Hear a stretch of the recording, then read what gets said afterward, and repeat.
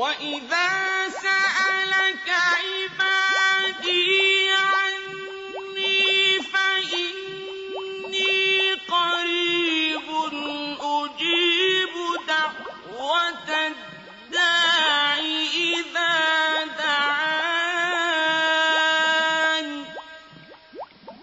اور اے پیغمبر، جب تم سے میرے بندے میرے بارے میں دریافت کریں تو انہیں معلوم ہو کہ میں تو تمہارے پاس ہی ہوں۔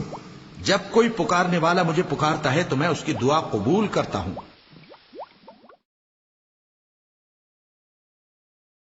ایک مشہور سرجن تھے جن کا نام تھا ڈاکٹر ہشام۔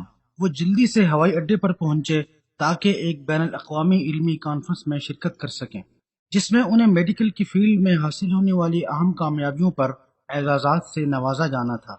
پرواز شروع ہونے کے کچھ ہی دیر بعد اچانک یہ اعلان کیا گیا کہ آسمانی بجلی گرنے کی وجہ سے جہاز میں خرابی واقع ہو گئی ہے، اس لیے ہنگامی طور پر جہاز قریبی ہوائی اڈے پر لینڈ کرے گا۔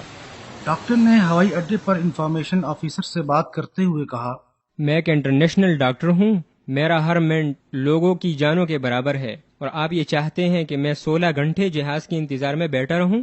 آفیسر نے جواب دیا، جناب والا، اگر آپ کو اتنی ہی جلدی ہے تو آپ رینٹ پر گاڑی لے لیں، یہاں سے آگے آپ کو گاڑی پر 3 گھنٹے ہی لگیں گے۔ ڈاکٹر ہشام اس پر راضی ہو گئے اور گاڑی رینٹ پر لے کر روانہ ہو گئے۔ اچانک موسم تبدیل ہو گیا اور موسلادھار بارش شروع ہو گئی۔ ان کے لیے سامنے دیکھنا بھی مشکل ہو گیا، مگر وہ چلتے رہے۔ 2 گھنٹے گزرنے کے بعد انہیں یقین ہو گیا کہ وہ راستہ بھٹک چکے اور تھکاوٹ بھی محسوس ہوئی۔ قریب ہی ایک چھوٹا سا گھر نظر آیا، اس کے سامنے ہی گاڑی کھڑی کر دی اور دروازہ کھٹکھٹایا۔ اندر سے ایک بوڑھی عورت کی آواز آئی، آپ جو کوئی بھی ہیں اندر آ جائیں، دروازہ کھلا ہوا ہے۔ وہ اندر داخل ہوئے اور بوڑھی عورت سے اس کا فون استعمال کرنے کی اجازت چاہی۔ بڑھیا ہنسی اور کہنے لگی، کیسا فون بیٹا؟ کیا تمہیں نہیں پتا تم کہاں ہو؟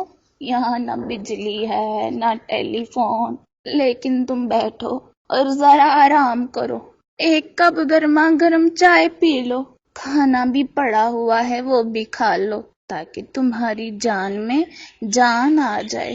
ڈاکٹر ہشام نے بڑھیا کا شکریہ ادا کیا اور کھانا کھانے لگے، جبکہ بڑھیا نماز اور دعا میں مشغول ہو گئی۔ اچانک ڈاکٹر صاحب کی نظر ایک چھوٹے بچے پر پڑی جو بڑھیا کے قریب چارپائی پر بے سود پڑا سو رہا تھا، اور وہ بڑھیا ہر 2 نمازوں کے درمیان اسے ہلاتی۔ بوڑھی عورت کافی دیر نماز اور دعا میں مشغول رہی۔ یہ سب دیکھ کر ڈاکٹر صاحب یہ کہتے ہوئے اس کی طرف متوجہ ہوئے، خدا کی قسم، آپ کی مہمان نوازی اور کریمانہ اخلاق نے مجھے شرمندہ کر دیا ہے، اور اللہ سے امید ہے کہ وہ آپ کی دعائیں قبول کرے گا انشاءاللہ۔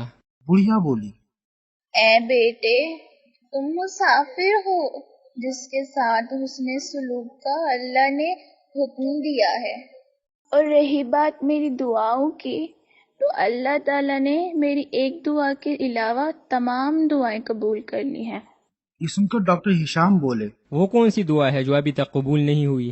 بڑھیا بولی، یہ بچہ جو تمہیں نظر آ رہا ہے میرا پوتا ہے، اس کے ماں باپ دونوں نہیں ہیں، اسے کوئی لا علاج بیماری لگی ہے جس کے علاج سے یہاں کے تمام ڈاکٹروں نے جواب دے دیا ہے۔ مجھے کسی نے بتایا ہے کہ ایک بڑا سرجن اس کا علاج کر لے گا، اس کا نام ڈاکٹر ہشام ہے، لیکن وہ یہاں سے بہت دور رہتا ہے۔ مجھ میں اتنی طاقت نہیں کہ اس بچے کو اس کے پاس لے جا سکوں، اور مجھے ڈر ہے کہ کہیں یہ بیچارہ جان سے ہاتھ ہی نہ دھو بیٹھے، اس لیے میں نے اللہ سے دعا کی ہے کہ میرا معاملہ آسان کر دے۔